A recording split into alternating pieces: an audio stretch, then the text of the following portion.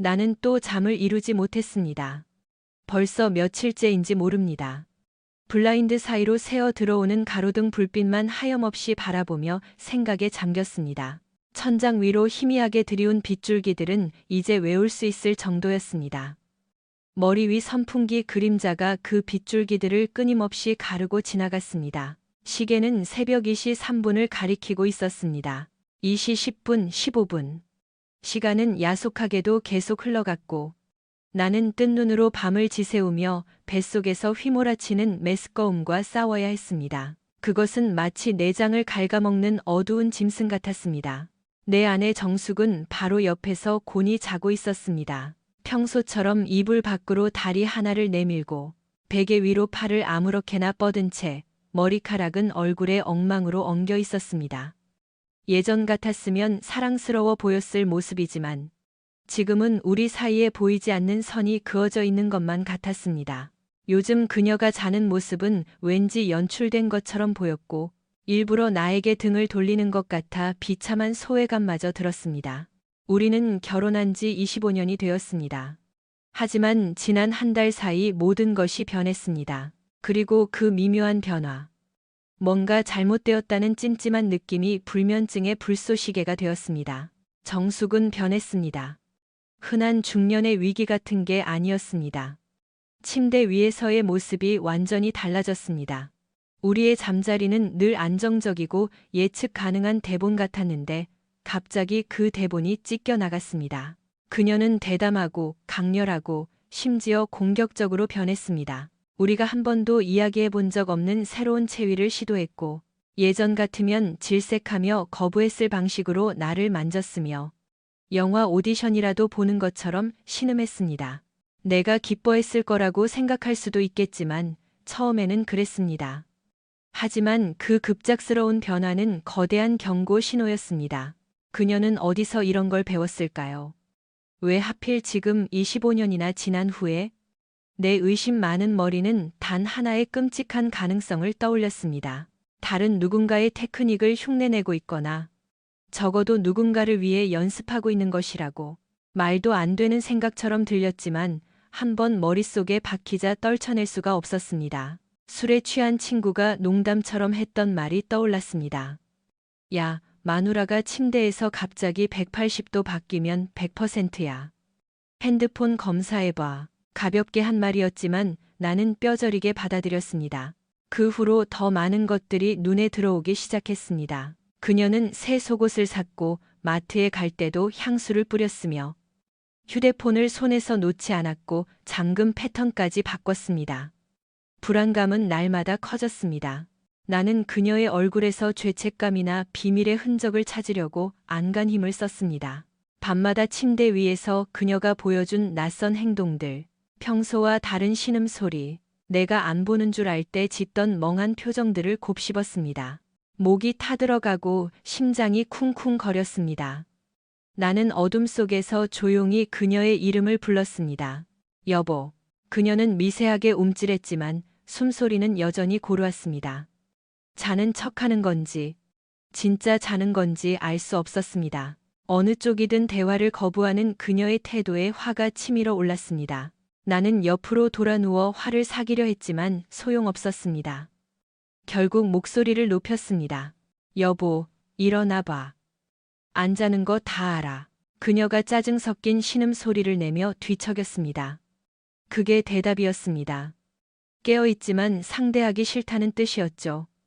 맥박이 빨라졌습니다. 내가 폭발하기 직전인데도 일부러 무시한다는 생각에 화가 났습니다. 왜 갑자기 침대에서 딴 사람이 된 거야? 내가 날카롭게 물었습니다. 25년을 같이 살았는데 하룻밤 사이에 딴 사람이 됐어. 인터넷에서 본 걸 따라하는 거야. 아니면 딴 놈한테 배운 거야? 그녀는 등을 돌린 채였지만 몸이 굳어지는 게 느껴졌습니다. 새벽 2시야. 그녀가 웅얼거렸습니다. 나중에 얘기해. 지금 얘기해. 내가 쏘아붙였습니다.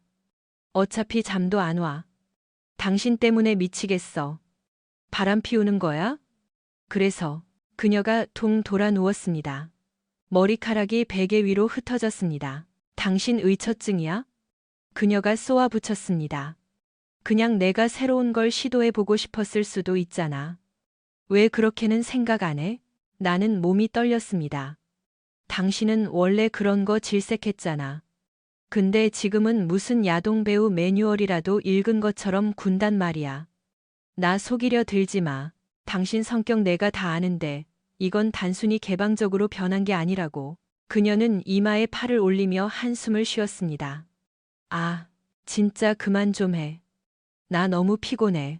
내 분노는 더 거세게 타올랐습니다. 참 편리하네. 침대에서 새로운 기술 선보일 때만 기운이 넘치고 내가 솔직한 대화를 원할 땐 피곤해 죽겠지? 그녀가 짜증스럽게 매트리스를 내리쳤습니다.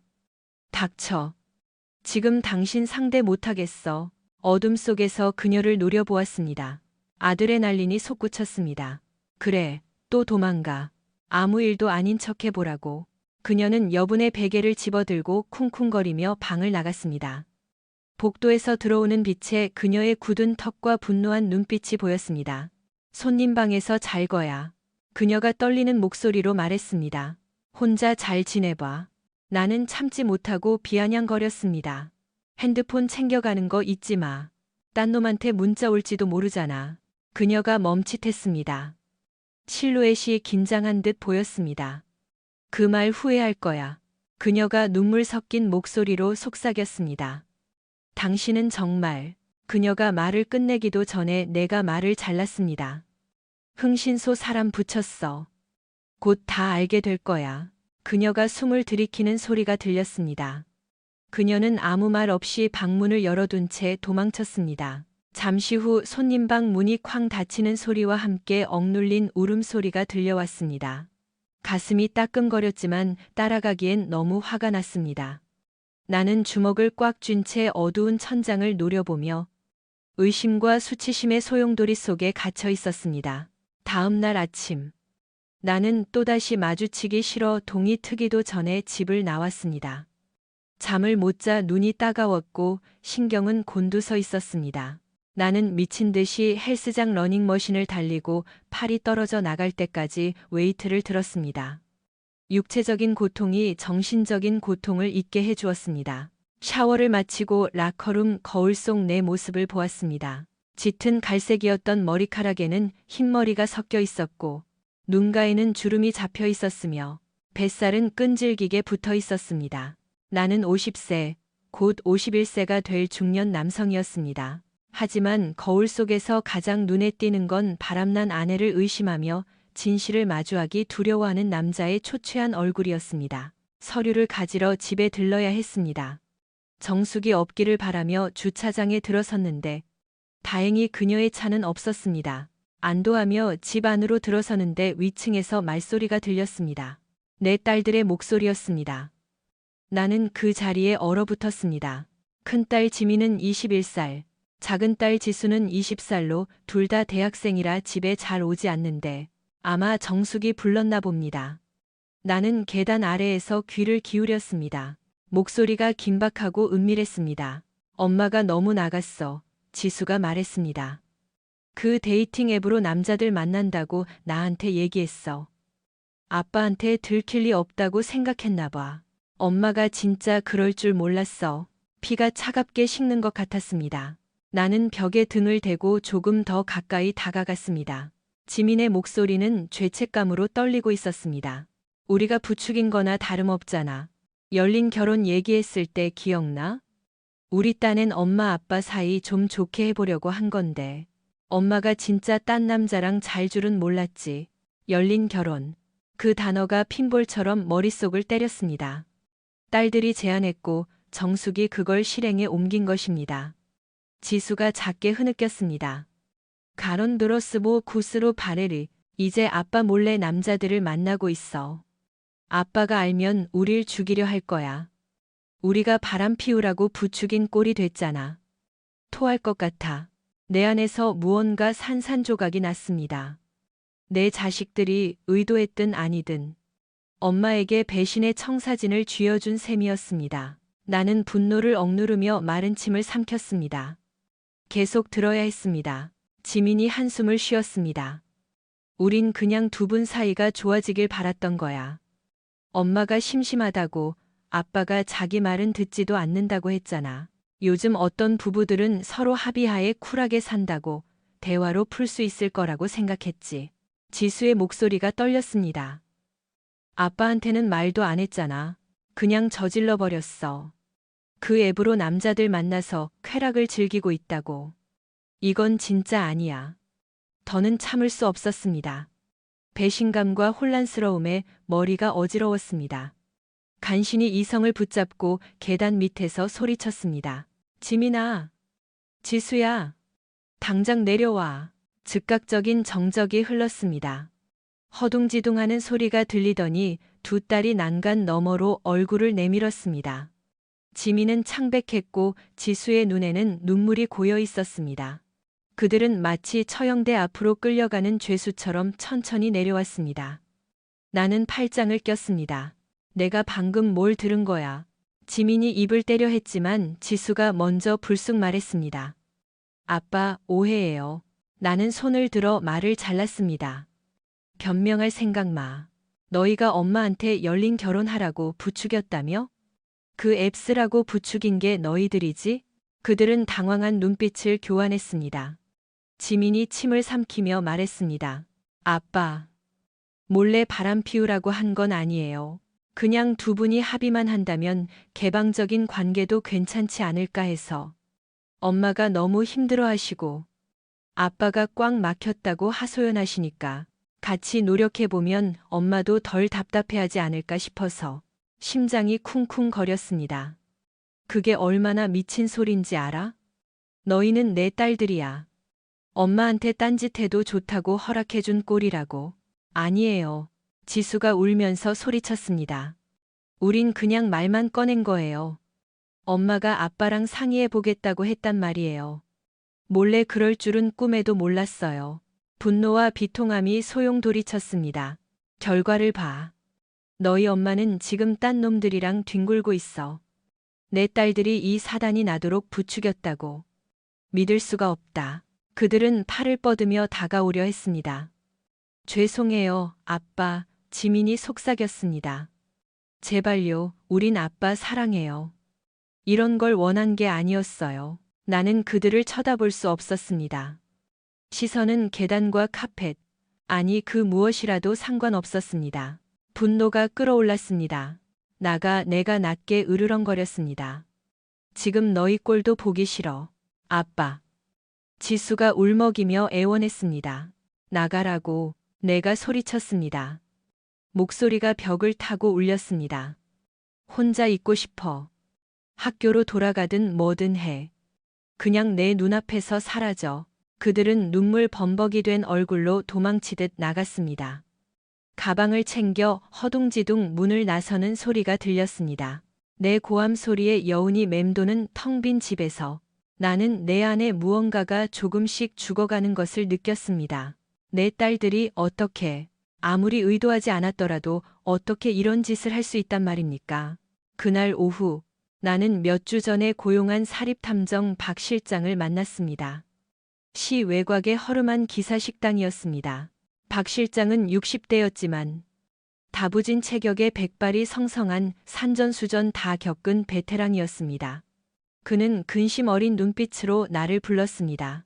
철수 씨, 그가 심각한 어조로 말했습니다. 지난번 통화 이후 꽤 많은 걸 수집했습니다. 그가 서류 봉투를 열자 사진 뭉치와 통화 기록, 녹취록이 쏟아져 나왔습니다. 속이 뒤틀렸습니다. 첫 번째 사진은 정숙이 내가 모르는 타이트한 원피스를 입고 차에서 내리는 모습이었습니다. 다른 사진은 그녀가 대머리 남자와 팔짱을 끼고 모텔로 들어가는 모습이었습니다. 날짜는 불과 며칠 차이였습니다. 시선을 돌리고 싶었지만 억지로 쳐다보았습니다. 박 실장이 첫 번째 사진을 가리켰습니다. 이 남자는 김민수 앱에서 만난 자입니다. 3번 만났더군요. 카페에서 1번, 모텔에서 1번, 그리고 남자의 오피스텔에서 1번. 머리가 지끈거렸습니다. 정숙이 그 남자의 오피스텔에? 얼마나? 뭐 하러? 그가 다음 사진들을 넘겼습니다. 이 남자는 경기도 사는 이진우 씨입니다. 중간 지점에서 만나 저녁 먹고 펜션에 들어갔습니다. 체크인하는 거 보고 4시간 뒤에 따로 나오는 것까지 확인했습니다. 마치 칼로 천천히 찔리는 기분이었습니다. 하지만 박 실장은 멈추지 않았습니다. 그는 문자 메시지 캡처본을 보여주었습니다. 이건 나초맨이라는 닉네임을 쓰는 최성훈이라는 자와 나눈 대화입니다. 만난 건 한 번뿐이지만 메시지 내용이 아주 적나라합니다. 나는 낯뜨거운 문자들을 훑어보았습니다. 나초맨, 그런 거 좋아해? 난 재밌는 도구들 많은데. 원하면 친구 불러서 같이 놀 수도 있어. 정숙 닉네임. 자수정. 아직은 잘 모르겠네. 근데 Y555 인생 한 번뿐이잖아. 기분 내키면 해볼 수도 있고. 구역질이 났습니다. 바닐라 섹스 이상의 것에는 코웃음 치던 내 아내가 낯선 남자에게 인생은 한 번뿐이라며 꼬리를 치고 있었습니다. 내 얼굴이 일그러지자 박 실장이 조용히 파일을 덮었습니다. 죄송합니다. 하지만 확실히 아셔야 할 것 같아서요. 마른 침을 삼켰지만 입안이 바싹 말라 있었습니다. 고마워요, 박 실장님. 잔금은 입금할게요. 그는 고개를 끄덕였습니다. 나는 봉투를 옆구리에 끼고 비틀거리며 식당을 나와 차에 올랐습니다. 세상이 빙빙 돌았습니다. 그날 저녁 나는 식탁 위에 사진과 녹취록을 쫙 펼쳐놓았습니다. 배신의 모자이크였습니다. 정숙이 집에 왔습니다. 현관에서 그녀의 발소리가 주춤하는 게 들렸습니다. 아마 살기를 느꼈나 봅니다. 그녀가 들어와 식탁을 보고는 얼굴이 하얗게 질렸습니다. 이게 다 뭐야? 내가 서류를 톡톡 쳤습니다. 당신의 은밀한 취미 생활 보고서. 누가, 언제, 어디서. 김민수, 이진우, 나초맨 최성훈. 기억나? 정숙의 입이 벌어졌지만 말이 나오지 않았습니다. 그녀가 마침내 쥐어짜듯 말했습니다.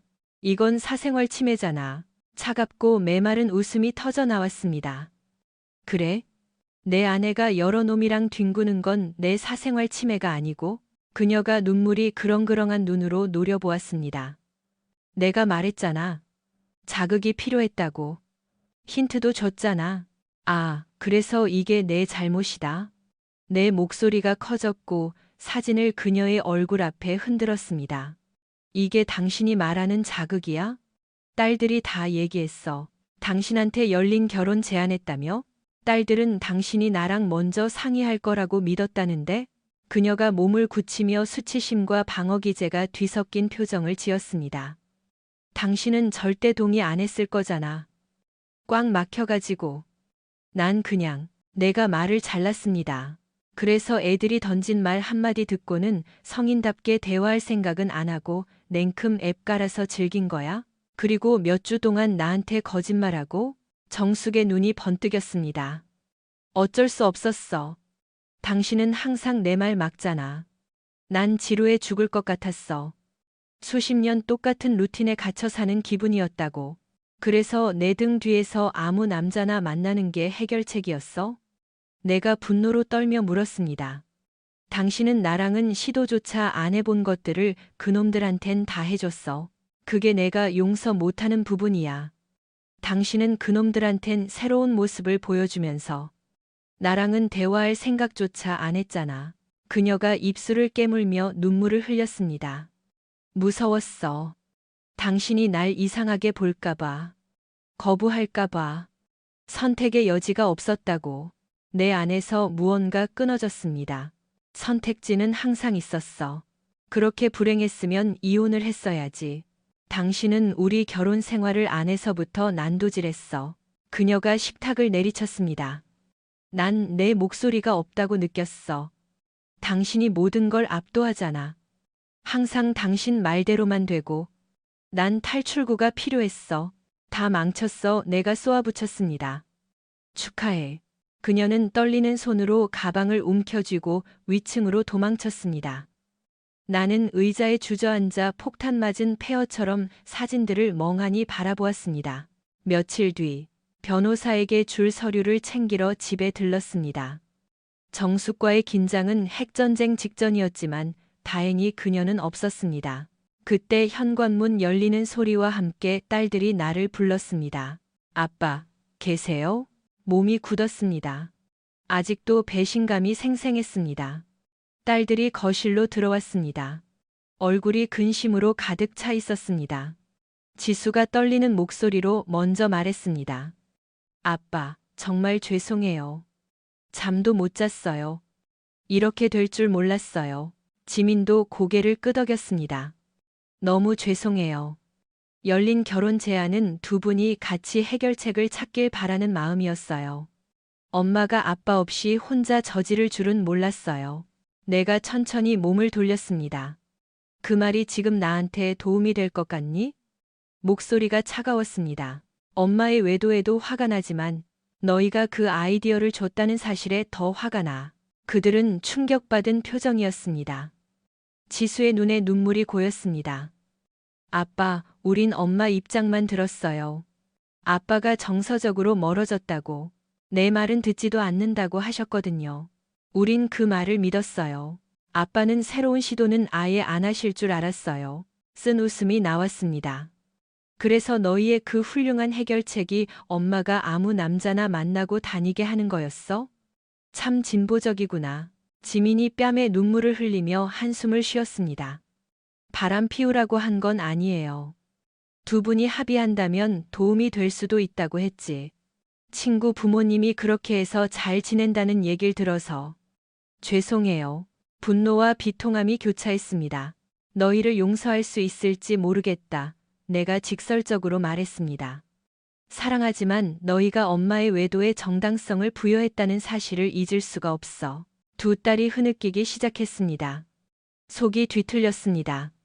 위로하고 싶은 충동과 분노가 싸웠습니다. 마침내 내가 말했습니다. 시간이 필요해. 학교로 돌아가. 당분간 빠져 있어. 뒤처리는 내가 알아서 할 테니까. 지수가 흐느끼며 불렀지만 내가 단호하게 잘랐습니다.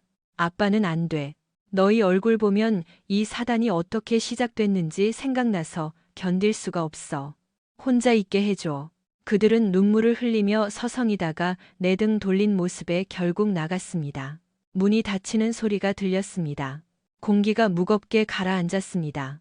나는 소파에 쓰러져 얼굴을 감싸 쥐었습니다.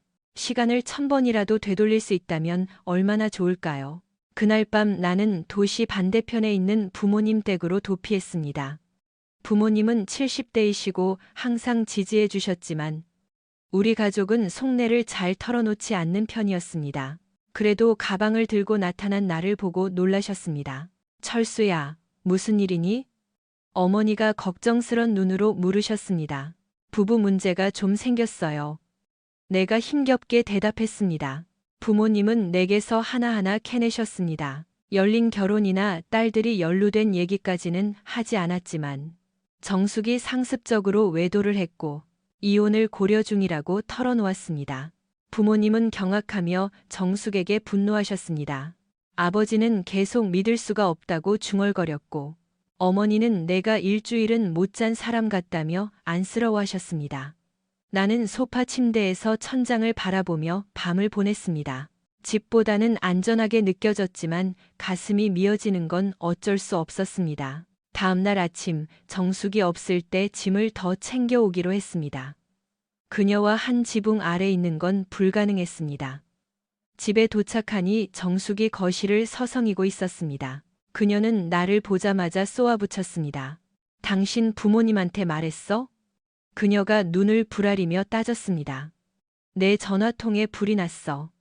메시지 남기고 날 부정한 여자 취급하고 가문의 수치라고 난리야. 나는 열쇠를 카운터에 던져 놓았습니다. 그래 말했어. 왜 나왔냐고 묻길래 사실대로 말했지. 그녀의 얼굴이 분노로 일그러졌습니다. 당신이 무슨 권리로 날 나쁜 년 만들어? 이건 우리 사생활이야. 모텔 드나들면서 사생활 운운하는 게 웃기지 않아? 내가 받아쳤습니다. 날 망신 준 건 당신이야. 이제 와서 체면 차리고 싶어? 그녀가 전화기를 꽉 쥐었습니다. 내가 욕먹는 게 즐거워? 그게 목적이야? 내가 콧방귀를 틔웠습니다. 피해자 코스프레 좀 그만해. 딸들한테 심심하다고, 앱으로 남자 만난다고 떠벌릴 땐 언제고 이제 와서 불쌍한 척이야. 그녀가 다가왔습니다. 눈에는 눈물이 그렁그렁했습니다. 당신은 몰라. 내가 얼마나 숨 막혔는지. 내 욕구는 안중에도 없었잖아. 난 절박했다고. 그래서 내 등 뒤에서 남자 6명이나 만날 만큼 절박했어. 내 목소리는 도끼로 가득 찼습니다. 그렇게 싫었으면 먼저 이혼하자고 했어야지. 그녀가 고개를 저으며 눈물을 쏟았습니다. 내가 잘못한 거 알아. 근데 당신도 성인 군자는 아니잖아. 거울 좀 봐. 봤어. 내가 소리쳤습니다. 거기엔 거짓말에 질린 남자, 당신 변명 따위 더는 안 믿는 남자가 있더군. 이혼 소송할 거야. 잠시 무너질 듯하던 그녀가 돌변하여 비웃었습니다. 그래 잘해봐. 당신같이 꽉 막히고 지루한 남자. 견딜 여자 찾아보라고. 다음 여자는 몰래 트레이너 붙여서 기술이라도 배워야겠네. 그 말이 너무 아파서 주먹이 날아갈 뻔했지만 대신 식탁 위에 서류 뭉치를 집어들고 문을 향해 걸어갔습니다. 그녀가 문을 활짝 열어젖히며 나를 밀쳐냈습니다. 문이 닫히는 순간 분노와 함께 묘한 안도감이 밀려왔습니다. 이제 끝이라는 실감이 났습니다. 직장 상사이자 친구인 민정 누나가 소유한 호수 근처 별장이 내 피난처가 되었습니다. 차로 30분 거리였습니다. 짐을 풀고 나니 감정이 북받쳤습니다. 별장은 낡았지만 아늑했고 호수를 바라보는 큰 창이 있었습니다. 물결을 바라보니 잠시나마 마음이 편해졌습니다. 첫날 밤은 거의 잠을 못 잤지만 전쟁터보다는 나았습니다. 거실을 서성이며 정숙의 전화를 무시했습니다. 딸들은 몇 시간마다 사과와 절박함이 뒤섞인 문자를 보내왔습니다. 나는 짧게 답장했습니다. 잘 있다. 시간이 필요해. 며칠 동안 루틴을 만들려고 노력했습니다. 화상회의, 업무 전화, 이메일 처리. 답답할 때는 호숫가를 걷거나 카약을 빌려 탔습니다. 육체 노동이 머릿속의 쓴맛을 잠시 잊게 해주었습니다. 하지만 멍하니 있을 때면 정숙의 문자가 떠올랐습니다. 와이올로, 발 패티시 있는 남자 얘기, 펜션에서의 불륜. 속이 뒤집혔습니다. 별장에 온 지 일주일쯤 된 아침, 차 소리가 들리더니 노크 소리가 났습니다. 문을 여니 지민과 지수가 커피와 빵 봉투를 들고 서 있었습니다. 쭈뼛거리는 모습이었습니다. 아직 대화할 준비가 안 됐는데 갑자기 와서 죄송해요, 아빠. 정말 얘기 좀 하고 싶어서요. 지수가 말했습니다. 지민이 커피를 내밀었습니다. 아빠 좋아하는 모카라떼 사왔어요. 나는 힘없이 받아들고 들어오라고 비켜주었습니다. 좁은 거실 식탁에 둘러섰습니다. 목을 가다듬었습니다. 시간이 필요하다고 했을 텐데. 지수가 빵 봉투를 내려놓으며 손을 비틀었습니다. 알아요. 근데 그냥 모른 척할 수가 없어서요. 아빠가 얼마나 힘드신지 보이니까. 네, 지민이 거들었습니다. 우리가 뭐라도 할 수 있는 게 없나 해서요. 화는 여전했지만 지쳐가고 있었습니다. 앉으라고 손짓했습니다. 무슨 말을 해야 할지 모르겠다. 내가 조용히 시작했습니다. 내 딸들이지만 너희는 날 배제한 해결책을 엄마한테 제시했어. 내가 이걸 어떻게 받아들여야 하니? 지민의 눈에 눈물이 고였습니다. 우리가 멍청했어요. 쿨하고 현대적인 척하고 싶었나 봐요.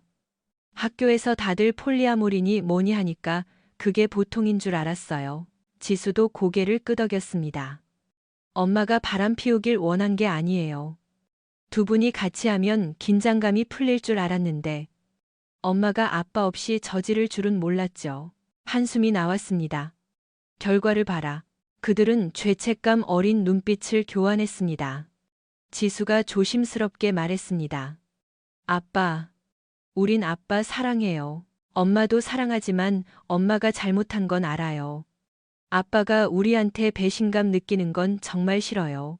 너희가 원하지 않았어도 결과는 그렇게 됐어. 내가 대답했습니다. 이 사단을 생각할 때마다 너희가 그 망할 앱을 소개해 준 게 떠올라. 그 퓨어라는 앱 그냥 원나잇 앱이잖아. 지민이 고개를 떨구었습니다. 알아요. 엄마가 나중에 쉽고 비밀 보장된다고 했을 때 우리도 토할 뻔했어요. 분노가 슬픔으로 바뀌고 있었습니다. 눈물을 참으려 애썼습니다. 난 너희랑 인연 끊겠다는 게 아니야.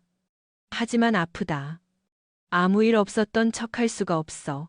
두 딸이 흐느끼기 시작했고 내 가슴도 조여왔습니다. 천천히 손을 뻗어 그들의 손을 잡았습니다. 분노의 일부가 녹아내리며 우리 가족이 이렇게 무너져버린 것에 대한 후회가 밀려왔습니다. 지민이 눈물 섞인 목소리로 말했습니다. 시간이 얼마나 걸리든 기다릴게요, 아빠. 약속해요. 지수가 훌쩍였습니다. 그냥 사랑한다는 거 알아주셨으면 해서요.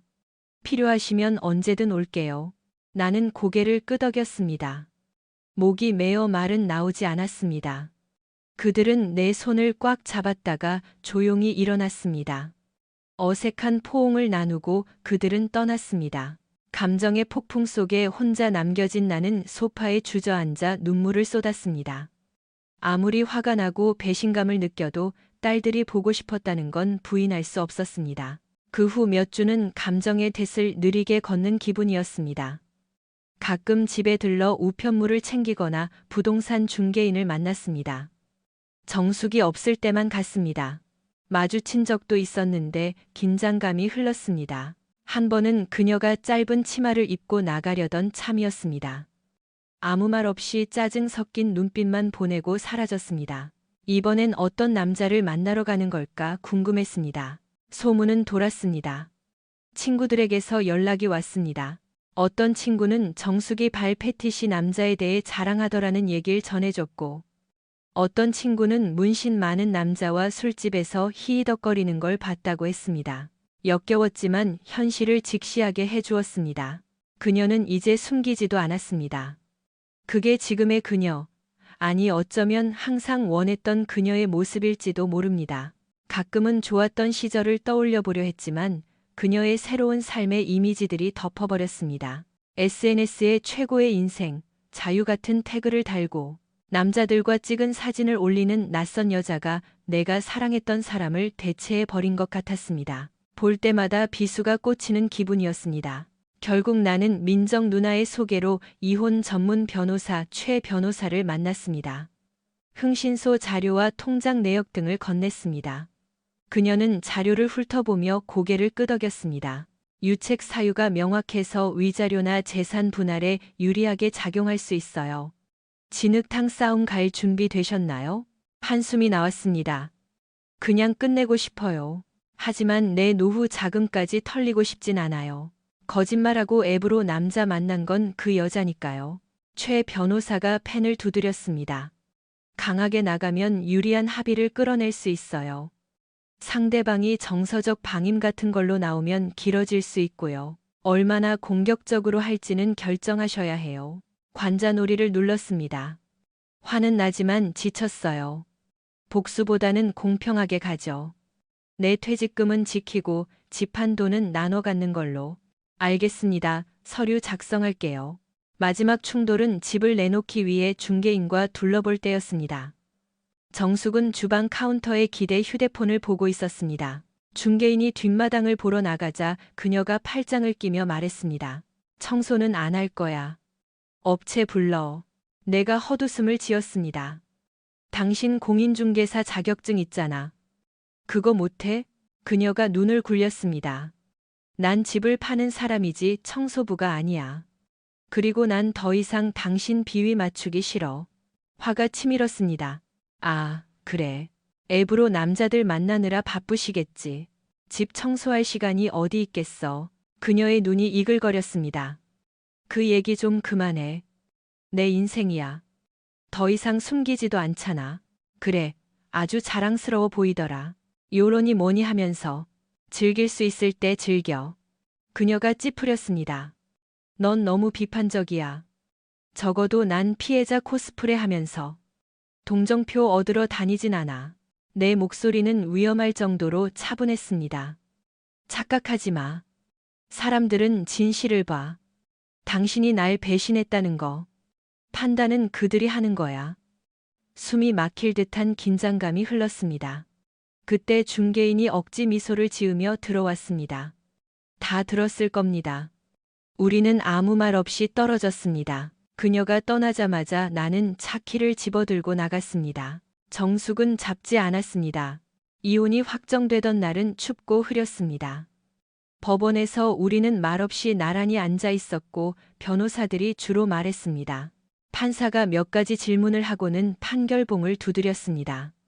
그렇게 25년의 결혼 생활은 밋밋한 법적 절차로 끝났습니다. 법원 밖에서 우리는 악수조차 없이 헤어졌습니다. 그녀가 차에 타는 모습을 보았습니다.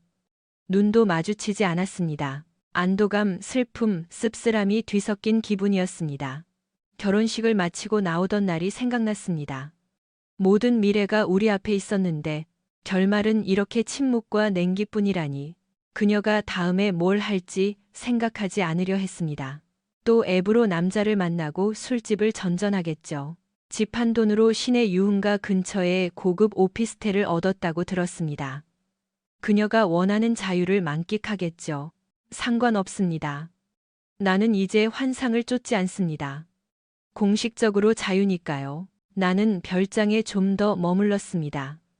옛집 앞에는 매매 팻말이 붙었고 사람들이 오갔습니다. 딸들은 가끔 연락해 안부를 물었습니다. 여전히 앙금은 남아 있었지만 시간이 분노를 무디게 했습니다.